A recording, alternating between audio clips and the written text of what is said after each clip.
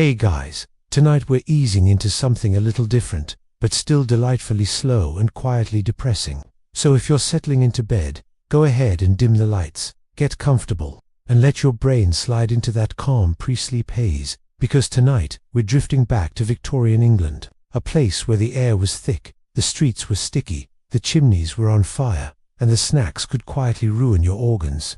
It's one of those topics that sounds silly at first. Victorian junk food. How bad could it be? Maybe a stale pastry, a sad cookie, a questionable pie. But no, this is Victorian England. If they were going to make a mistake, they were going to go all the way. And by all the way, I mean coloring your candy with literal arsenic because it looked pretty.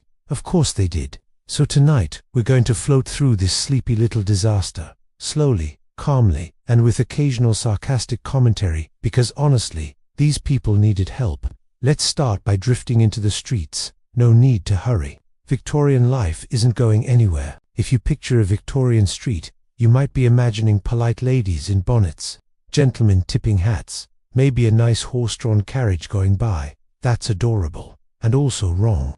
The real deal was more like a wall of noise, foul smells, and unlicensed food vendors selling things no modern digestive system would tolerate. People loved street snacks. They were cheap, convenient, and available everywhere. You could walk down the road and buy anything from oysters to candy to questionable meat on a stick. Think of it like the first fast food industry, but with fewer regulations and more lead poisoning. And we're starting with the candy. Because of course we are. Victorian kids had it rough. They didn't have Wi-Fi. They didn't have cartoons. What they did have was emerald green candies, which were very pretty and very deadly.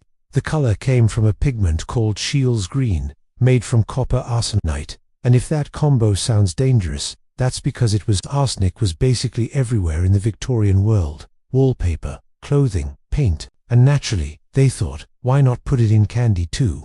Because apparently the natural order of Victorian decision-making was when in doubt, poison it. Street vendors loved this bright green pigment because it was cheap, and candy makers loved it because customers liked the color. So everybody won, except the customers, who sometimes dropped dead. Minor detail. The thing is, most people didn't realize what was happening. Well, some doctors did, but they were usually ignored. Because who wants to hear that their beautiful green sweets are tiny death pellets? It kills the mood. Literally, but still. Let's float a bit deeper into the world of these wonderfully toxic treats. Picture a sweet shop. It's small, probably overcrowded, and the air is thick with the smell of sugar and street dust. There's a giant bowl of green candies sitting proudly in the window. Kids press their faces to the glass. Adults too. Nobody knows the candy is full of arsenic except the universe, which is sitting there sighing loudly, waiting for someone to figure it out. Sometimes people noticed the candy made them sick, but it's Victorian England. They blamed the humidity, or the gas lamps, or their own weak constitution. Pretty much everything except the glowing green sweets in their hands. And speaking of glowing, let's drift toward another classic Victorian snack, peppermint lozenges. These were meant to be soothing, something to help your throat, something your grandmother would give you while patting your back. Except one batch in 1858 ended up with so much arsenic in it that it took out around 20 people and sickened more than 200 in just a few days. How did this happen? Simple. The confectioner sent an assistant to buy DAF, which was cheap filler powder. But the assistant, being a Victorian-era assistant, accidentally brought back arsenic trioxide instead. Perfectly normal mistake if your workplace is a chaos zone. The confectioner didn't check the powder. Because why verify anything when you can trust the universe? So he mixed it in, shaped the lozenges, and sold them. And yes, customers came back sick. Very sick. There were investigations. People were shocked. And then, not much changed. Because Victorian England had a deep philosophical commitment to learning absolutely nothing the first time. Let's drift to the next snack disaster. Bread. You'd think bread would be safe. The blandest food in the universe. Basically flour, water, and disappointment. But Victorian bakers decided bland wasn't enough. They wanted improved bread. Whiter, softer, lighter. Because apparently people wanted their bread to look like a glowing heavenly cloud. So bakers added chalk. Yes, chalk. The same stuff kids use to draw hopscotch squares. Except this wasn't even good chalk. It was industrial chalk. They also added alum. a chemical that could make the bread look bright and clean, while quietly damaging the kidneys of anyone who ate it regularly, which was almost everyone. The working class lived on bread, so the entire population was being slowly powdered and weakened from the inside. Very efficient. There were even bakers who mixed in ground bones, because nothing says nutritious breakfast like a faint hint of pulverized skeleton. And if you're thinking, surely people noticed, well, some did, but most were too poor to buy anything better. They just ate the fluffy chalk bread and hoped for the best. Let's walk calmly into the world of milk now. Milk sellers had a special talent for treachery. Fresh milk spoiled quickly, especially in crowded cities, so vendors watered it down, then watered it down again and again, sometimes until it was more water than milk. But thin, sad milk wasn't selling well, so they fixed it with a dash of plaster of Paris, or flour, or starch, basically anything white. Some even added something called swill, which was milk produced by cows kept in filthy urban distilleries and fed fermented factory waste. The milk looked awful, but sellers brightened it with chalk or whitening agents, because appearance mattered more than safety. And yes, this wasn't great for children. Infant mortality rates were already sky high, and watered, contaminated milk made things worse. But reform was slow, very slow, because most officials were busy worrying about other things, like sewer gas, or whether people were reading too many novels. Let's drift over to something less dairy-like. One of the most unsettling Victorian snacks was the street pie. Cheap, filling, and absolutely mysterious. Pie vendors didn't always use what we might call respectable ingredients. Meat scraps, offcuts, occasionally an animal that had been sitting out a bit too long, or way too long. There were even rumors about cat pies, rat pies, dog pies. Were they always true? Not necessarily, but were they possible? Definitely. This was an era when people would eat pretty much anything wrapped in dough, and the pies were often bulked out with sawdust or bread scraps. Anything cheap, anything to stretch the filling. The average Victorian probably chewed things they shouldn't have, shrugged, and moved on with their day. Let's slide into one more classic, beer. Beer was the everyday drink, safer than water, sometimes safer than milk. But brewers cut corners like it was a competitive sport. They added things to deepen the color, strengthen the flavor, or just make the beer look fancy and expensive. Copper, sulfate, lead salts, even strychnine for bitterness, because nothing says flavor profile like a nerve toxin. But again, people didn't always notice. They were too busy trying not to starve. If the drink burned a little on the way down, they assumed it was strong, not lethal. Victorian food culture was basically a trust exercise between the working class and people who absolutely didn't deserve trust. Let's drift to a quieter angle of this whole mess. All of this happened because food regulations were almost non-existent. Vendors could do anything, use anything, sell anything, and there were no routine inspections, no ingredient labels, no government agencies yelling about safety standards. The first real steps toward regulation came painfully late, pushed by tragedies, investigations, and a handful of people who finally said, maybe we shouldn't be quietly poisoning everyone. Until then, it was survival of the least intoxicated. People complained, of course, newspapers wrote scathing columns, doctors warned about poisoning, but the food industry shrugged and kept selling chalk, arsenic, and bone dust in small appetizing packages. And the thing is, the people buying these snacks weren't careless, they were desperate. Wages were low, food was expensive. If something was cheap, colorful, and looked fresh enough, you bought it, because the alternative was hunger. So Victorian junk food didn't destroy millions of lives all at once. It just wore them down slowly, quietly. A little arsenic here, a dash of alum there, a sprinkle of plaster. And by the time the government finally stepped in, generations had already passed through this bizarre culinary obstacle course. If you're still awake, that's impressive. If you're already drifting, that's fine too. Tonight, we're sliding deeper into the human side of this sleepy Victorian disaster, because behind every toxic candy, every chalky loaf, every suspicious pie, there was an actual person who made it, sold it, or tried to warn everyone about it. And most of them were having a rougher time than the food itself. So let's float slowly into the lives of the people who kept this whole mess running. Let's start with the street vendors. These were the backbone of Victorian snacking. People selling food from carts, baskets, little trays slung around their necks, and they weren't exactly doing well. They lived on razor-thin margins, hustling from dawn until the lamps went out. Most barely made enough to feed themselves, which meant their snacks had to be cheap. Very cheap. Like don't ask what's in it, cheap. Imagine a vendor selling green candies for a penny a handful. He doesn't know it's arsenic. He just knows the color looks good and the pigment is cheaper than natural dyes. If a buyer asks where the color comes from, he probably shrugs and says something vague like, "From the factory," which is technically true, just not comforting. Many vendors weren't malicious. They were just stuck in a system where cutting corners was the only way to survive. You bought cheap ingredients from wholesalers. You trusted that the powder-marked coloring was safe. You hoped the sugar hadn't been bulked out with ground marble. And you prayed customers wouldn't notice anything odd, because refunds were not a thing. Now, were there shady vendors too? Of course, there are always a few, but the vast majority were poor workers caught in the grand Victorian tradition of accidental poison as business strategy. Let's move gently over to the shopkeepers. Shopkeepers were a bit higher on the food chain, at least socially.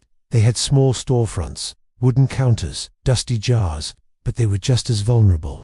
They bought supplies from wholesalers who swore everything was high quality, and because they didn't have labs in the back room, they had no way to check. So you had a baker buying improving powder for his bread. Did he know it was alum? Probably. Did he know it slowly harmed the kidneys of his customers? Probably not. He just knew it made the bread look fluffy and white, and customers liked fluffy and white. If people got sick, they blamed the air, or bad water, or their sad Victorian immune systems. And this wasn't limited to bread. Sweet shops bought sacks of sugar that were half sugar, half mystery dust. Milk sellers bought barrels of milk that had already been watered down twice before it even reached them. Fishmongers bought seafood caught yesterday, left unrefrigerated all night, and then shrugged while selling it to hungry workers who weren't about to ask questions. Victorian shopkeeping was basically a game of don't look too closely, and everyone played. Let's float over to the customers now, especially the children. Kids in Victorian cities had it rough, in ways that even modern homework can't compete with. They worked long hours, ate whatever was cheap, and loved candy because sugar was one of the few joys civilization had granted them. So when they saw bright green sweets, or bright red lozenges, or shiny boiled candies, they bought them without hesitation. And their parents didn't stop them because they didn't know any better either. If anything, parents were relieved. Candy kept kids quiet for a few minutes. Small victories. The sad part is that the poorest families suffered the most. They bought the cheapest food, which meant the most adulterated food. They lived in crowded, polluted neighborhoods, so even their fresh air wasn't helping. And when they got sick, they rarely saw a doctor, because Victorian doctors were expensive, and often not helpful. Many believed diseases came from miasma, which is a fancy word for bad smells, so they weren't exactly solving the arsenic candy problem. But not everyone was clueless. Some people noticed patterns, some even tried to fix things, which brings us to the investigators. Let's drift gently toward one of the most important, and constantly stressed, figures in this whole sleepy saga, Dr. Arthur Hazel. Hazel was a physician who somehow ended up spending a large chunk of his life staring at food under a microscope, which sounds peaceful until you consider the horror he saw on a daily basis. He inspected tea that was bulked out with sand and old leaves, coffee blended with burnt chicory and questionable brown powders, candy containing metal pigments, bread laced with alum, spices filled with brick dust, even mustard dyed with toxic yellow coloring agents. In modern terms, Hazel was the friend who tries your cooking and gently says, "So, what exactly is this?" Except he was saying it to an entire nation. His findings weren't subtle. He published reports showing that a shocking percentage of food in London was adulterated. People were horrified at first, then mildly annoyed, then mostly indifferent. Because fixing the problem required money, regulation, and interrupting the profit streams of businessmen who preferred not being interrupted. But Hazel kept going. He wrote articles, books, and detailed public warnings. He testified before Parliament. He pushed for laws that would give the government the right to inspect food and punish offenders. He didn't win quickly, but he planted the seeds of reform. Let us float toward one of the few people who supported him from the inside, Thomas Wackley. Wackley was the editor of The Lancet, which today is one of the world's top medical journals. Back then, it was more like a medical publication, mixed with investigative reporting and the occasional rant. Wackley loved a good expose, and when Hazel brought him evidence of food adulteration, Wackley didn't hesitate. He wanted to publish, loudly, repeatedly, relentlessly. He understood that the only way to force change in Victorian England was to embarrass people into submission. The government didn't love this. Business owners hated it, but the public paid attention. And slowly, very slowly, this led to the first food safety laws. Even then, enforcement was shaky, inspectors were few, testing was primitive, and penalties were mild, but it was a start. The first tiny step toward the world of modern safety standards, ingredient labels, and the comforting knowledge that your candy won't randomly contain rat bones. Let's slide over to the reformers beyond Hazel and Wackley. There was Frederick Ackham, a German chemist who wrote a book wonderfully titled A Treatise on Adulterations of Food and Culinary Poisons. The cover had a skull and crossbones, which pretty much sums up the Victorian vibe at the time. AKRI openly called out dishonest merchants and explained how customers were being quietly harmed. Naturally, merchants did not love being called dishonest. They retaliated hard. They accused him of tearing pages out of library books. The scandal ruined him. He left England. It was a whole mess, but he helped start the conversation. Then there was the Society of Public Analysts, a group formed to test food scientifically. These were the early food detectives, the pioneers of consumer protection, the people who eventually pushed governments into passing the 1860 Adulteration of Food Act. It wasn't perfect, but it told vendors that maybe, just maybe, they should stop casually inserting death into people's snacks. And yes, it took decades more for reforms to become strict. But this is Victorian England. Everything took decades, except industrial accidents. Those were instant. Let's float peacefully into the lives of the people who opposed reform. Businessmen were not thrilled by regulation. Many complained that natural ingredients were too expensive, or that customers preferred colorful foods, or that people were overreacting to a little arsenic. One manufacturer even argued that green wallpaper was safe because nobody licked the walls, which was technically true, but not the point. Some vendors insisted their food was traditional, which was Victorian, for we've always done it this terrible way. Others claimed inspectors were biased or ignorant, and some simply pretended nothing was happening, even when reports showed their products contained things like lead, chalk, iron filaments, or stray pieces of rope. So reform happened slowly, very slowly. The Victorians resisted safety with the same energy they resisted hygiene, science, and the idea of drinking water that wasn't full of sewer runoff. But eventually, pressure built. Newspapers kept reporting, doctors kept writing, scientists kept testing, inspectors kept checking, and little by little, the era of deadly snacks began fading. Let us drift toward one more angle before we rest this part. The everyday workers who made all this food. Factory workers were some of the saddest characters in the whole story. Many didn't know the ingredients were dangerous.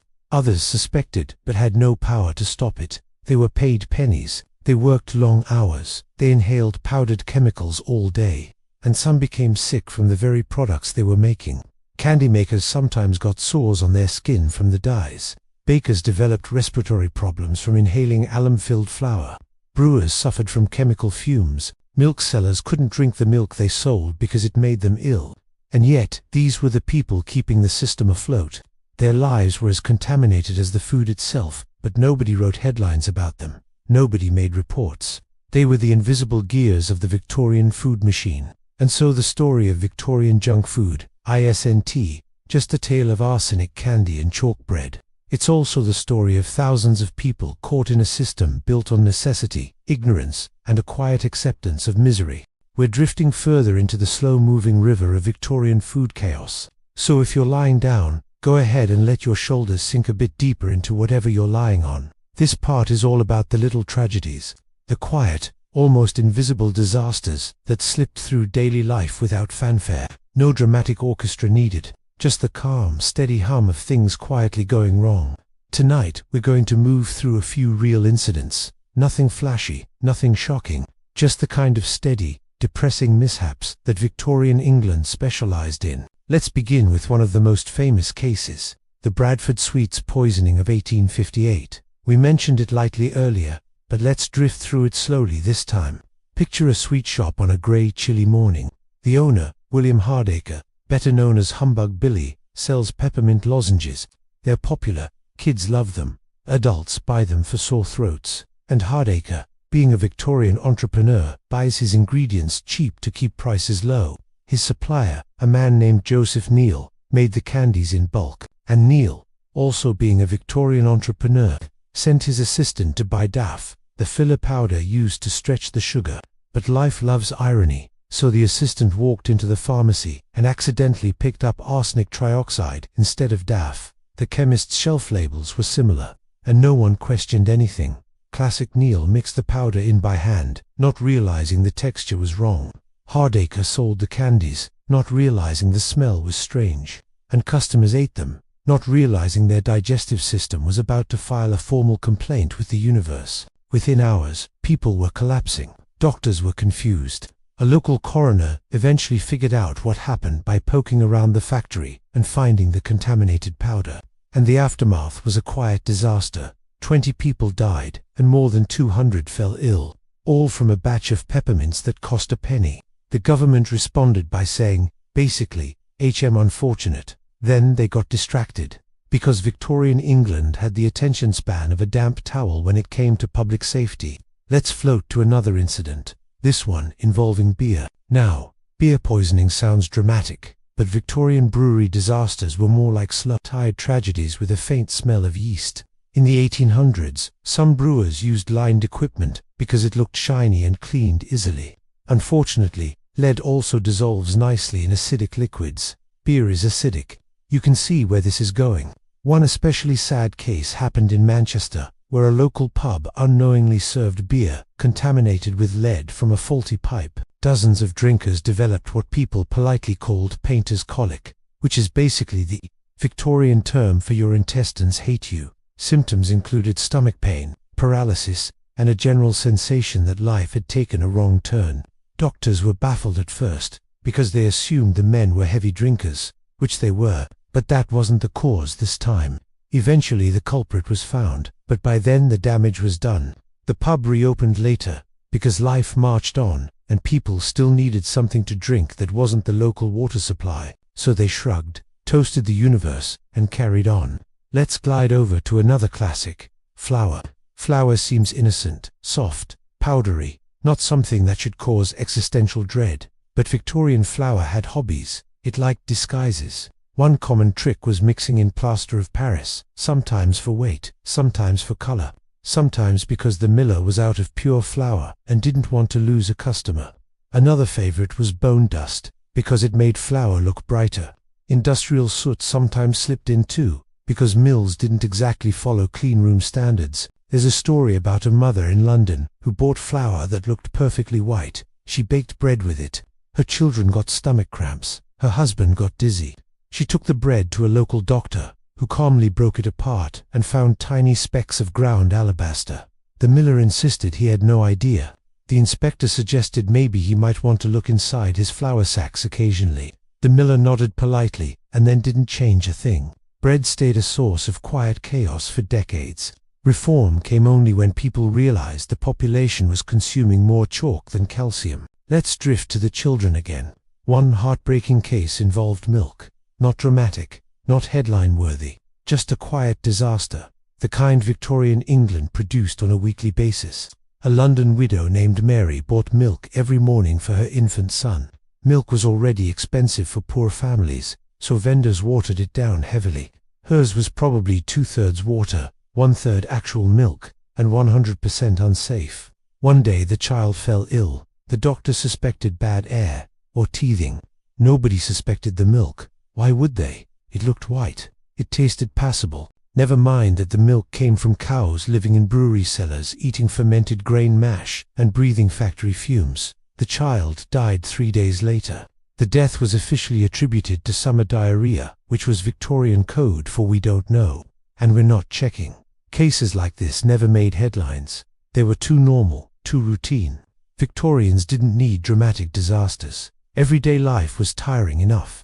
Let's float toward the world of pickles. Yes, pickles. Victorians loved green pickles. They wanted their pickles bright, glowing, almost neon. And since nature didn't produce neon vegetables, Picklers used copper sulfate. It created a gorgeous turquoise green color. Absolutely beautiful, absolutely terrible for your liver. Pickle sellers knew the color was artificial. Some knew it was dangerous, but customers liked green pickles, so sellers reasoned that if customers wanted green, they should get green, even if the pickles looked like props from a science fiction movie. Inspectors eventually caught on. They banned copper sulfate. Sellers then switched to other dyes. Progress. Let's gently drift into the seafood markets. Victorian fishmongers were known for their optimism. Fish spoiled quickly, so sellers used whatever tricks they could manage to keep it looking fresh.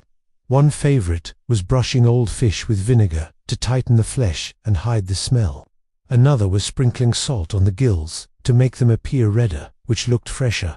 A few even used prussic acid, which is hydrogen cyanide, because nothing says today's catch like a thin spray of poison. A man named Thomas, a dock worker, once bought cheap cod for his family. It looked fine. It smelled faintly like vinegar, which he assumed was normal. The family felt sick after eating it, but not enough to call a doctor. They recovered after a few days. They never suspected the fish. They just blamed the weather. This was Victorian life. Constant low-grade chaos. Nothing dramatic enough to stop the world. Just enough to keep everyone slightly ill and extremely tired. Let's gently move toward why these disasters stayed so quiet. Most Victorian families didn't talk about food poisoning because they didn't realize it was food poisoning. People got sick often. Children died often. Adults suffered chronic stomach issues, kidney trouble, or random nerve problems. But because disease was everywhere and medicine was still figuring out how not to be terrible, people blamed the wrong things. They blamed the fog, the river, the effluvia, their own weak constitutions, and in many cases, they blamed themselves.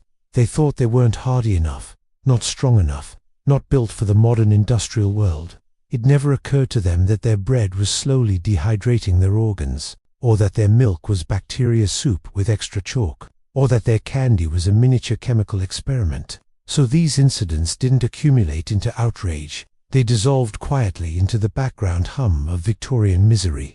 Let's drift toward the turning point, because eventually, even the Victorian government reached its limit. By the 1870s, enough tragedies had piled up that action was unavoidable. Scientists produced overwhelming evidence. Doctors submitted reports. Newspapers ran cautious editorials like, "Perhaps we should not put toxins in the food supply." Radical stuff. The government sighed heavily and passed the Sale of Food and Drugs Act in 1875. This gave inspectors real authority.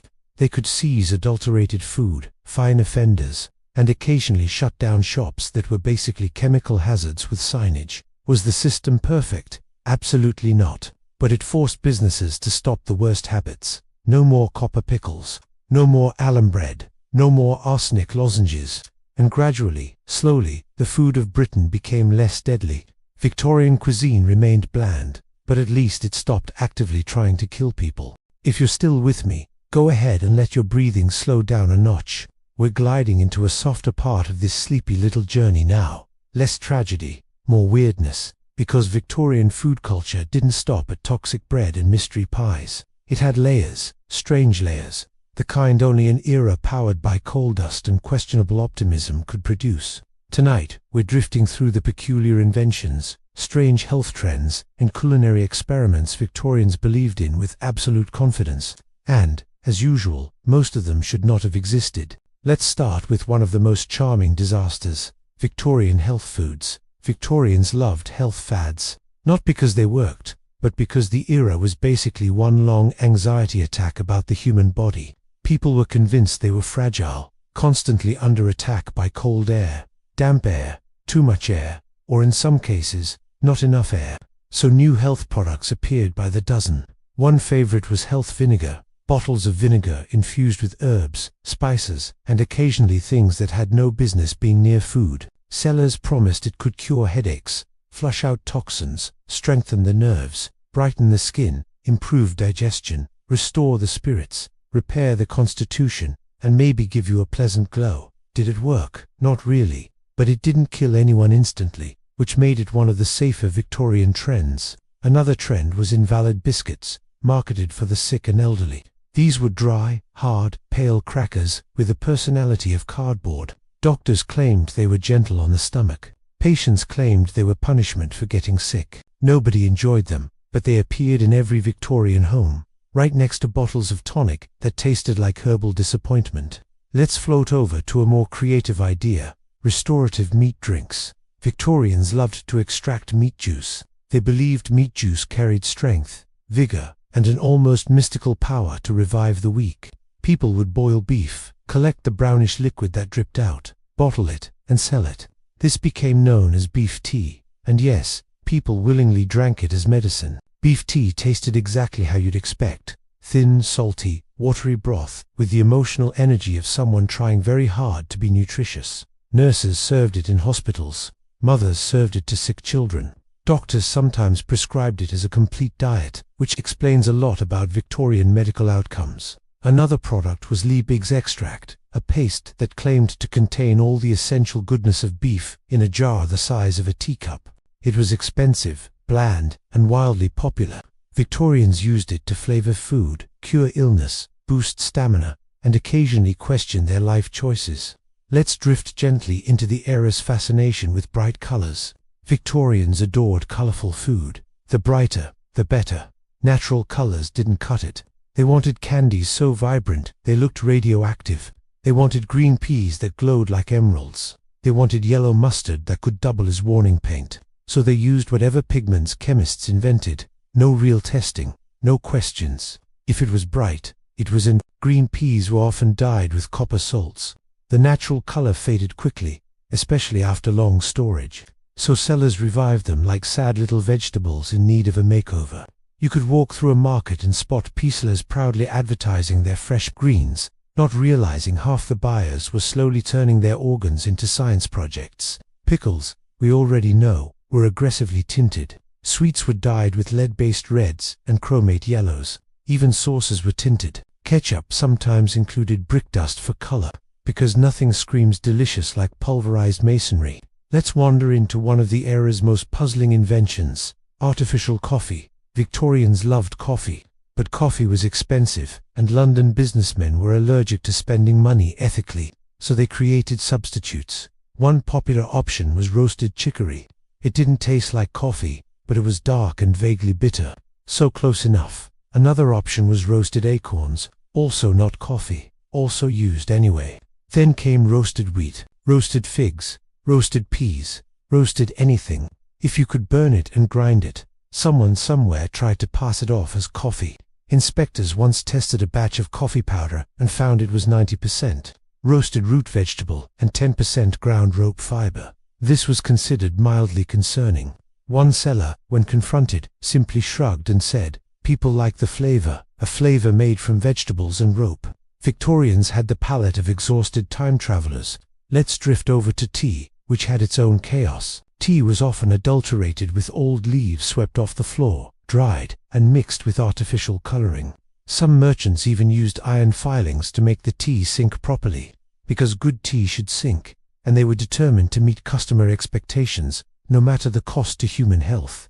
There were also used tea leaves, which were collected from hotels, dried, re-dyed, and resold.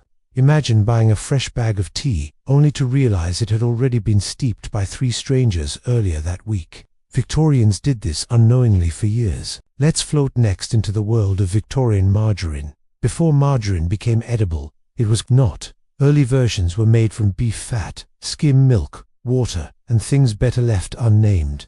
The process was messy, smelly, and involved more industrial tinkering than anyone should be comfortable with. Some versions came out grey, so sellers colored them yellow. And since safe food coloring wasn't a thing yet, they used whatever looked nice in the moment. Lead, copper, orpiment, a little arsenic here and there, nothing fancy. Just the usual Victorian touches. They claimed it was wholesome. It was not, but it was cheap, and cheap mattered.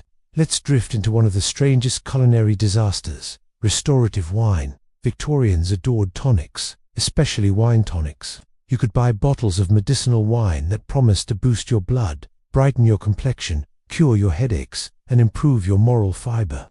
Naturally, many of these wines were bulked out with chemicals. Some had added strychnine, just a touch, just enough to stimulate the nerves. Others included iron salts, copper salts, or mystery bittering agents. It was the era of tonics that definitely wake you up and maybe kill you if you're unlucky. One popular tonic sold as inviolable strength wine turned out to contain so much alcohol and herbal stimulant that customers basically drank Victorian pre-workout. Doctors complained. Sellers claimed it revived the spirits. Everyone kept drinking it. Let's drift over to the desert carts now. Ice cream was a treat in Victorian London. It was sold on carts by street vendors, and people loved it because it was cold and cheap. But Victorian ice cream had a few concerns. For one thing, they kept the ice in sawdust. Everywhere. Sawdust on the ground, sawdust in the cart, sawdust in the scoops, sawdust casually blending into the ice cream. Another issue was water quality. Vendors used whatever water was nearby, sometimes from a barrel, sometimes from a pump, sometimes from the river. The same river where factories dumped waste and people conveniently forgot to stop throwing things. The ice cream was also thickened with things like plaster, starch, or gelatin made from questionable sources. The end result was a sweet, cold treat that carried a small bouquet of mystery microbes. Kids bought it constantly. Adults too. No one questioned the mild aftertaste of river sediment. Let's travel gently into the world of Victorian inventions that failed. There were attempts to create instant foods, powdered meals, condensed soups, tablets that promised nutrition in a bite. Some were okay. Others were experiments that probably should have involved more testing. One inventor created portable soup, a rubbery brown slab you dissolved in hot water. It was nutritious, but smelled like boiled regret. Sailors used it. Soldiers used it. Civilians avoided it, unless absolutely necessary. Another invention was minced vegetable cakes, pressed cubes of dehydrated greens. They tasted like if sadness had a flavor. They also crumbled easily and left your hands stained a suspicious green. There was also a fad for seaweed jelly, which Victorians believed could cure everything from indigestion to melancholy. It tasted like herbal wallpaper paste. But people bought it anyway because the era was obsessed with seaweed. At least it was harmless. Let's glide toward the final theme of this part. Why Victorians trusted these foods. The truth is simple. Most people didn't know better. Industrialization was new. Science was expanding. Factories were everywhere. Chemists invented something new every week. And the average Victorian trusted anything labeled modern, improved, or scientific. If a food looked bright and appealing, they assumed it was progress. If a tonic had a long name, they assumed it worked. If a loaf of bread was perfectly white, they assumed it was pure. They believed in the future, even if the future was quietly poisoning them with dyes that belonged in a paint shop. And this blind trust shaped Victorian eating habits for decades. It took countless small tragedies, persistent investigators, and years of slow reform to bring things back to normal, or at least close to normal. Let's settle back into the quiet, slightly absurd world of Victorian street snacks. By now, you've probably noticed a theme. If someone in 19th century Britain called something delicious, it usually meant there was something horrifying in it. But since this is a bedtime story, we're going to treat it like a gentle stroll through a disastrous buffet table. So let's ease back in. London in the mid-1800s kept growing. More people, more alleys, more tiny vendors with carts that looked like they were built from leftover ship parts, and more children wandering the streets, buying whatever smelled the strongest. If a snack had a visible layer of soot on top, they just assumed it was extra seasoning, a special London touch, and the vendors were happy to play along. If they could stretch a product with chalk, or bone dust, or the Victorian national favourite sawdust, they did it. Because why sell a pure ingredient when you could sell a combo pack of disappointment for cheaper? Let's drift into one of the strangest treats on the list. The mystery of sugar goods. Victorians loved sugar, even when they couldn't afford real sugar. So vendors invented sugar goods, candy that technically contained sugar, but not enough to prevent the entire thing from doubling as building material. The most common version was a kind of rock candy that should have come with a warning like, may crack teeth. Also may not be candy. The process was simple.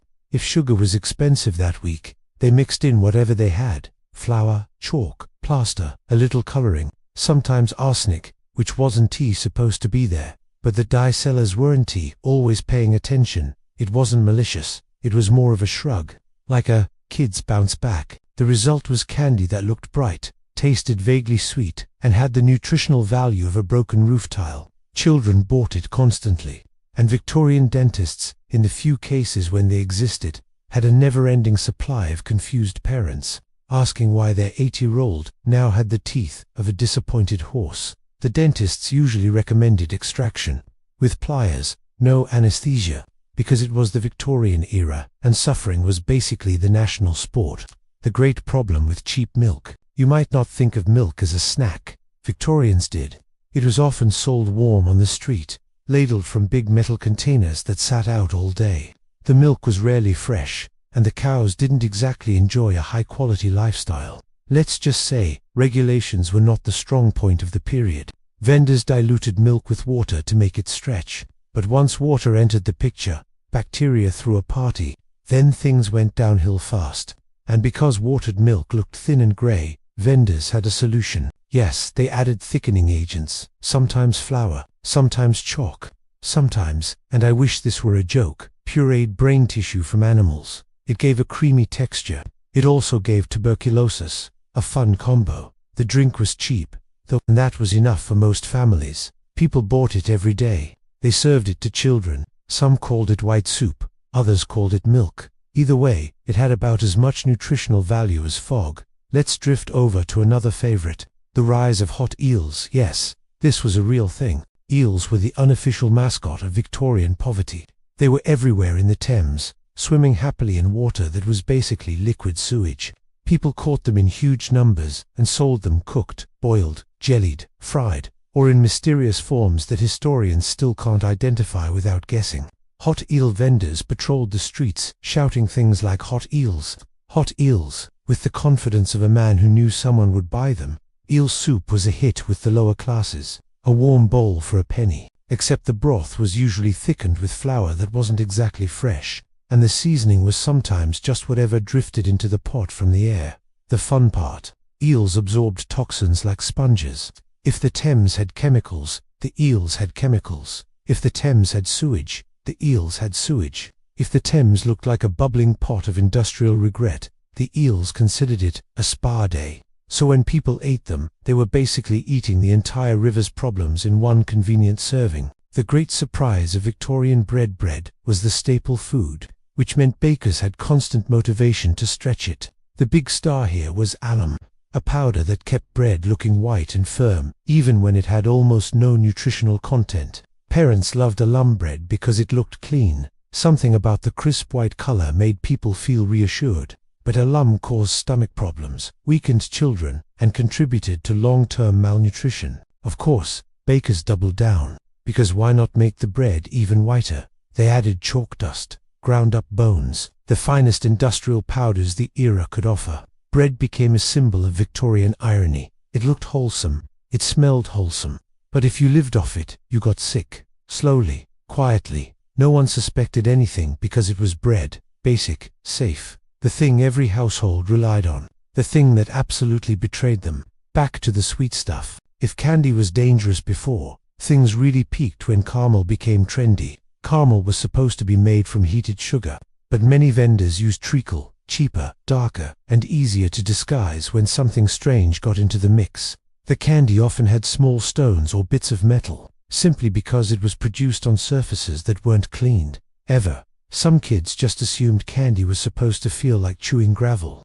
One recipe book from the period casually mentioned using whatever colorings are affordable, a phrase that should not appear in any recipe unless it's for paint. The dyes came from the textile industry, the same dyes used for bright green curtains and alarming red uniforms. They were not food safe. They were not people safe, but they were cheap. So green candy and red candy became popular. Parents loved giving them to kids. Kids loved eating them, and the dye sellers loved selling off leftover batches to food vendors, as long as no one asked too many questions, which no one did. The unfortunate case of peppermint lozenges. These little candies were meant to help sore throats. A friendly, comforting idea, until someone accidentally bought a bag of arsenic powder instead of plaster for the filler. It was white. It was fine. It was basically identical in texture. The mistake made sense in the most depressing way. The result: a batch of hundreds of deadly lozenges sold across northern England. People died. Many were hospitalized, and the peppermints became a national nightmare. The government promised to regulate medicine after that, very strongly, very firmly. Then they forgot the quiet tragedy underneath all of this. When Victorians ate this stuff, they weren't being foolish, they were hungry and poor. The food system was set up to maximize profit at the bottom level, and every vendor did what they had to do to stay afloat. There were no labels, no ingredient lists, no rules. If something looked edible, that was about all the reassurance you got. Families lived day to day. Bread today, milk today, cheap candy to keep the kids from crying, fish from a street pot if you could spare a penny. Most people didn't know the food was harming them. They thought their illnesses came from bad air, or weakness, or just the normal struggle of life. They had no way to realize that their daily snacks were quietly draining their strength. It wasn't dramatic, it wasn't theatrical, just slow decline. And that's why Victorian junk food did so much damage, not with one big tragedy, but with thousands of tiny ones. Let's drift gently into another corner of the Victorian diet in the next part, where food gets even stranger, and people somehow keep eating it anyway. Just relax. We'll go there slowly. Let's ease back into the foggy Victorian streets. It's late evening, the lamps are lit, the air smells like coal, cabbage, and someone boiling something they really shouldn't be boiling. Perfect bedtime vibes. We're drifting toward the vendors with carts full of things that sort of resembled food. If you squinted, because this is Victorian Britain, the snacks usually came with bonus ingredients nobody talked about, the kind of additions that made your digestive system question its life choices. Let's wander through a few of the favorites. The comforting horror of fried potatoes. Potatoes should be simple. You slice them, you fry them, everyone's happy. The Victorian version didn't follow this formula. Street vendors often reused the same oil for weeks, and by reused I mean they heated the same blackened sludge until it was basically a semi-sentient creature. It lived in the bottom of the vat like a bubbling prehistoric bog. Every morning they just reheated it until it stopped protesting. Children bought fried potato slices all the time. They tasted smoky, oily, slightly metallic. Some people said that meant they were rich in flavor, a phrase that usually meant, "This is toxic, but I can't afford anything else." Sometimes the potatoes themselves were already rotting. The vendor would just cut around the worst spots, a little soft, a little brown. But hey, after a dip in the mystery grease, nobody could tell the difference anyway. The Victorians loved peas, but only the sad kind peas. Pudding was everywhere, and the texture alone explains Victorian misery. It was mashed peas cooked until they gave up on being peas, then salted, then sold hot in ladlefuls. It was warm, it was filling, and it tasted like wallpaper paste. If the wallpaper paste also had emotional baggage, the cheapest versions were made from peas that had already begun to ferment. So you got pudding that was slightly fizzy, a fun surprise. Vendors would write fresh on their carts, a word that clearly meant we stirred it this morning. The strange economics of street mushrooms. Victorian mushroom sellers operated on blind optimism. They weren't botanists. They weren't trained. They just walked into fields and picked whatever mushroom wasn't actively glowing. Some mushrooms were edible, others were deadly, many were in between. Imagine the roulette wheel of fungal fate. People bought them anyway, because mushrooms were cheap. They padded out stews and pies, and if they caused hallucinations, well, that was just a bonus some evenings. Doctors diagnosed these situations as bilious episodes, which is the polite 19th century phrase for you ate something that probably grew on a cursed tree. The sad story of pickled everything. Pickling was the Victorian version of throw it in Tupperware and hope for the best. Cucumbers, onions, eggs, meat, things that were probably not meant to be pickled at all. Vendors soaked everything in vinegar so strong it could strip paint. The liquid had a sour smell that could stun a horse. Pickled eggs were the celebrity of the group. They sat in cloudy jars that looked like the spirit world. The eggs turned rubbery over time, but Victorians still bought them because they were cheap, filling, and technically not spoiled. Yet, some jars sat on the shelf long enough to develop sediment, the kind that should not belong in any food product. Vendors called it good aging.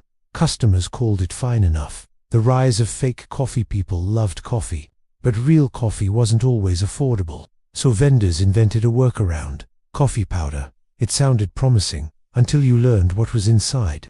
Burnt breadcrumbs, roasted acorns, ground chicory, sometimes old beans re-roasted until they cried for mercy, and occasionally substances no historian has successfully identified. Customers drank it every day. Many swore it tasted almost like coffee, a phrase that Victorian people used often, usually right before digesting something illegal. It wasn't harmful, at least, just sad. The bread problem continues. We already talked about chalk and alum bread, but the Victorian bread saga has layers, much like an onion, except the onion in this scenario is full of plaster. Some bakers used mashed potatoes to bulk up dough. Harmless, right? Except when they used spoiled potatoes, the kind that smelled like a Victorian outhouse. Add enough flour and salt, and the smell almost disappeared. Almost. Bread was also often cut with pulverized beans. Some were okay, others were bitter. Some caused gas so powerful it should have been classified as a street hazard. People ate it anyway. Bread was life. Bread was survival. Bread was the national pastime of pretending not to taste the plaster. Cheap butter that wasn't butter at all. Real butter was expensive, so vendors invented a cheaper version. It was soft. It was yellow. It spread nicely on bread. It was also made from a combination of old fats, beef tallow, mashed vegetables, and random dyes. People called it butter. It tasted like sadness with a subtle beef aftertaste. Some versions included copper-based coloring to make it look more appetizing. Copper poisoning then joined the Victorian greatest hits of health issues. But again, it was cheap, and people didn't have much choice. The era of fish that should have retired fish was everywhere. It was cheap if you bought it on the street, usually because it had been sitting out for days. Some vendors covered the smell by soaking fish in vinegar. Others used salt. A few simply prayed. The worst offenders were the guys selling fried whitebait.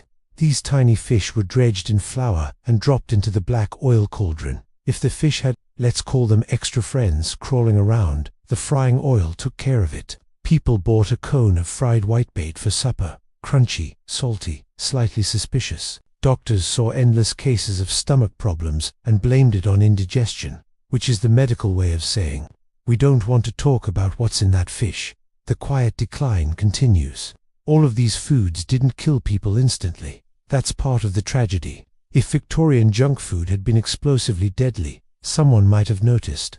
But it wasn't. It was slow, passive, quiet. A child who lived on chalk bread, fake milk, and potato slices fried in motor oil level grease didn't feel poisoned. Just tired, just thin, just a little weaker each month. Adults blamed work, weather, bad luck, bad air. Meanwhile, their bodies were dealing with the constant assault of contaminants, fillers, chemical dyes, and whatever lived in reused frying oil by week 3. It's the subtlety that made the damage massive. Hidden malnutrition, weak immune systems, rampant digestive issues, growth problems, all quietly piling up, generation after generation. Not exactly the kind of snack review you want, but very on brand for Victorian Britain. Let's settle back in, maybe take a slow breath, because we're redrifting into a part of the Victorian snack story that is somehow even more predictable than arsenic-laced candy. Yes, we're talking about the government response, or, more accurately, the government politely pretending not to see anything. By the mid-1800s, people were getting sick from bad bread, cursed milk, questionable eels, and coffee that wasn't really coffee. Newspapers wrote about it, doctors complained about it. Occasionally, someone died in a very public way, and the town panicked for about a week. And every time, Parliament made the same comforting noises. The kind of noises that basically meant, we absolutely will address this eventually. Probably, at some point, in the future, theoretically. Meanwhile, the food inspectors they had, well, they were outnumbered by the number of illegal ingredients on a single bakery shelf. Inspectors who tried, but not too hard. The early food inspectors weren't glamorous. They were usually overworked, underpaid guys with notebooks, weak lanterns, and a deep sense that nothing they did would change anything. They visited shops, they poked bread, they sniffed milk, they nodded a lot. They wrote things like suspicious quality or not ideal, truly fiery language. The vendors knew exactly when inspectors were coming. Someone always warned them, a cousin, a neighbor, a man who sold cheap rum, and somehow knew everyone's schedule. So bakers cleaned their counters, vendors dumped their worst milk, fishmongers hid anything that looked too close to compost. And for one shining afternoon, everyone pretended they were part of a respectable food industry. The inspector would leave, vendors would sigh with relief, and the questionable snacks returned immediately. The "you can add it if it doesn't kill people instantly" philosophy. Victorian food rules were simple. If something didn't cause instant collapse, it was probably fine. This led to some very creative thinking. For example, chalk didn't kill people instantly, so it went into bread. Red lead didn't kill candy-buying children instantly, so it went into sweets. Copper salts didn't kill people instantly, so they colored pickles with it. Reused frying oil didn't kill people instantly, so it was reused until it resembled tar. People genuinely believed this approach was reasonable. It was the culinary equivalent of saying, if it didn't explode in your hand, it's technically safe. Let's drift to the meat sellers. Victorian meat was an adventure. Butchers had to deal with huge demand and very little refrigeration, so meat was often sold long after it had passed the stage we would politely call acceptable. By the time it reached the street, it was frequently grey, soft, and smelling like a warm drawer in July. Butchers had a solution: vinegar, lots of it. They soaked meat in vinegar to hide the smell, then hung it outside, looking proud as ever. Some sellers rubbed the meat with flour or soot to give it color. Yes, soot, the same soot from factory chimneys. Customers didn't question it. If meat was cheap, that was enough. Some vendors even sold mystery sausages made from everything. A bit of fat, a bit of gristle, a bit of whatever fell onto the floor yesterday, wrapped in a casing that had no business being reused. But here we were. People ate them on the go. They were warm, filling, and had a distinct flavor of something is wrong, but I'm hungry. The flour problem goes. National flour was supposed to be simple. Grind wheat, put it in a bag, go home. Except Victorian millers had strong "what if we made more money" energy.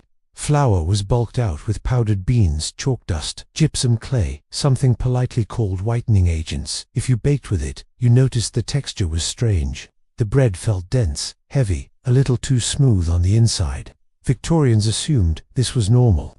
Meanwhile, children developed chronic stomach issues. Adults grew weaker over time. Entire neighborhoods lived on bread that was basically fortified with building materials. And yet the government only issued vague warnings like, millers should consider refraining from adding unapproved substances if possible. That wasn't a law. It was a polite suggestion, the kind you could ignore while nodding sincerely. Vendors who were too honest for their own good here and there. A few sellers tried to do things properly. They used real sugar, real butter, real flour. They didn't put chalk in their bread. They didn't cut milk with swamp water. Their reward: customers said their products were too expensive. A mother with 4 children wasn't going to buy honest bread when chalk bread cost half as much. Hunger won every time. Morality came second, or third, or not at all. The honest vendors went out of business slowly, calmly, tragically. The dishonest ones thrived. Victorian economics at its peak. The strange case of the poison books. One of the only reasons the public started suspecting their food was trying to assassinate them slowly was because newspapers began publishing lists of fake foods to avoid. These articles were written with the soft panic of someone who had seen too much. Beware green candies, for they may contain copper. Do not trust unusually white bread. Milk that separates when stirred is likely counterfeit. Which, if you think about it, meant almost every food item fell under the possibly deadly category. People read these warnings while eating the exact products being warned about. They shrugged. They kept eating, because what were they supposed to do? Not eat. That wasn't an option.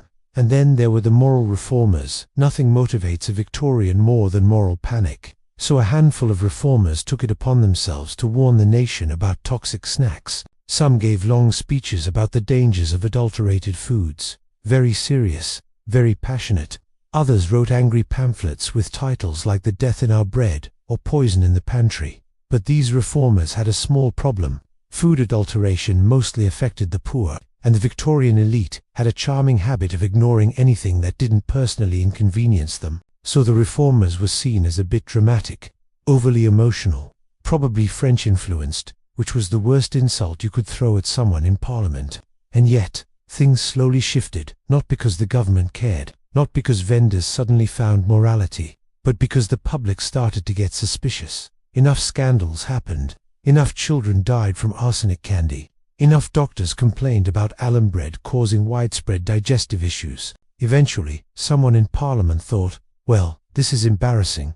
Maybe we should pass a law. A weak one, barely enforceable, but still a law. Food adulteration didn't stop, but it became slightly less casual. Vendors hid it better. Bakers got more careful about which powders they mixed in. Milk sellers became slightly more subtle about watering down their products. The bar was still low, very low, lower than Victorian expectations for dental hygiene, but at least someone, somewhere, seemed to be thinking about the problem a little. Sort of. Welcome back. Let's settle in, take a slow breath, and continue drifting through the fog of Victorian snacks. By now, you've seen chalk bread, arsenic candies, copper-colored pickles, reused frying oil, and more. Somehow, people kept eating all of it. How? That's the gentle tragedy we'll explore tonight. Victorian food logic was an art form, a kind of graceful, sad, slightly absurd reasoning that kept the streets lined with dangerous snacks. If it looks edible, it is edible. Victorians judged food by appearance first. Not smell, not taste, not scientific analysis, just appearance. Bright green peas, perfectly fine. Slightly metallic candy, sweet enough, so acceptable. Thick grey milk, wholesome. After all, it looked like milk, maybe a little suspicious, but probably nutritious. If something looked appealing, people trusted it. They didn't ask questions. There was no precedent for doubting a loaf of bread that gleamed white enough to blind you. This logic, applied across generations, created a quiet disaster. Children grew up slightly weaker, slightly sicker, slightly smaller. Adults complained about fatigue. Entire neighborhoods carried the invisible burden of slow poisoning, but nobody stopped buying the snacks, because, well, what choice did they have? The charm of trusting the vendor. Street vendors were almost like neighborhood guardians. If Mr. Jenkins sold fried potatoes that tasted like despair, at least they were warm. If Mrs. Thompson's milk was watered down, at least the children had something to drink.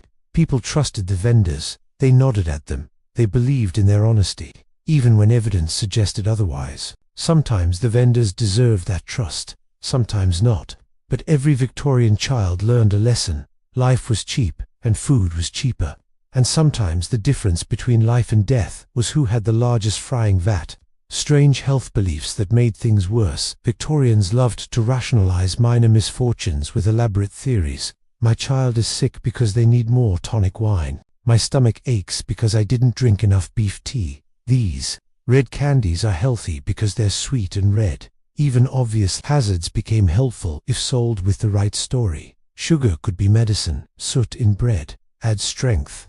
Green pickles purifies the blood. Doctors and reformers try to explain otherwise. But who listens to reason when your dinner smells edible, looks bright, and costs a penny? The path toward slow reform. Eventually, scandals mounted. People died from arsenic candy. Milk caused outbreaks of disease. Bread adulterated with alum weakened generations. The government realized ignoring it was bad for public image, not for morality, not for health, image. So they passed laws. The first meaningful one was the Sale of Food and Drugs Act, 1875. It introduced inspectors with teeth, fines, and the occasional forced closure of dangerous shops. But enforcement was tricky. Inspectors were human, vendors were clever, and customers were desperate. Adulteration didn't vanish overnight. It became subtle, hidden, cleverly disguised. Food remained imperfect, but at least now it was slightly less toxic. The lessons of Victorian snacks, cheap food, often came with hidden costs. Invisible, slow, cumulative costs. Customers trusted appearance over substance. A pattern repeated across history. Laws exist, eventually, but enforcement is gradual. Real change is slow. Some tragedies are so common they barely make a ripple. You eat, you live, you survive until you don't. Victorians didn't realize the snacks were harming them. Reformers did. Inspectors tried. The newspapers warned. The children suffered quietly. Generations drifted along, one questionable biscuit at a time. And slowly, the nation learned. Slowly, food became safer. Slowly, snacks stopped being miniature instruments of invisible destruction. Gentle reflection. So tonight, as you relax into the soft hum of history, remember this. Sometimes the greatest dangers aren't dramatic explosions or headlines. They're the quiet, everyday things that no one notices. The things you take for granted. Chalk in your bread, watered milk, copper-colored pickles, reused frying oil. Small, unremarkable, persistent tragedies. And yet, life went on. People adapted. Society learned. Reform arrived. Not suddenly, not loudly, but gently, slowly, over decades. The Victorians were mostly exhausted, overworked, and a little naive. But in the end, they helped shape the food standards we take for granted today. They survived, and their children survived too, though perhaps with a slightly weaker constitution and a mild distrust of bright green candies.